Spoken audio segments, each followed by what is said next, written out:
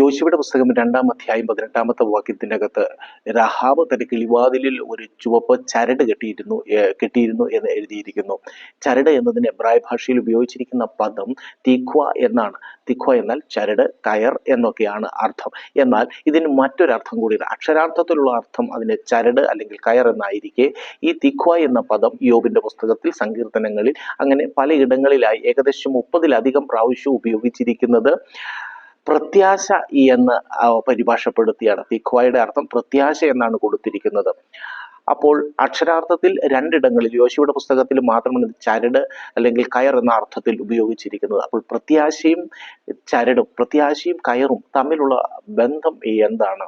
ശരിക്കും എബ്രായ ചിന്താഗതിയിൽ പ്രത്യാശ എന്ന് പറയുന്നത് നിരാശനായി കിടക്കുന്ന ഒരുവനെ മുകളിലേക്ക് ഉയർത്തുവാൻ ദൈവം കൊടുക്കുന്ന ആശയാണ്. അത് തന്നെയാണ് വീണ് കിടക്കുന്ന ഒരുവന് പിടിച്ച് കയറുവാനുള്ള കയറു പോലെയാണ് പ്രത്യാശ. അതാണ് എബ്രായ ഭാഷയിലെ യഥാർത്ഥ അർത്ഥം. ഒന്ന് ചിന്തിച്ചു നോക്കൂ.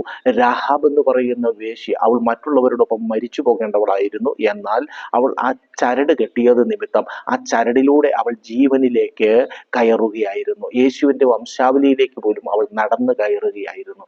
അതാണ്, അങ്ങനെ രക്ഷിക്കുന്നതാണ്, ഉറപ്പുള്ളതാണ്, പിടിച്ചു കയറുവാനുള്ളതാണ് യഥാർത്ഥ പ്രത്യാശ എന്ന് പറയുന്നത്.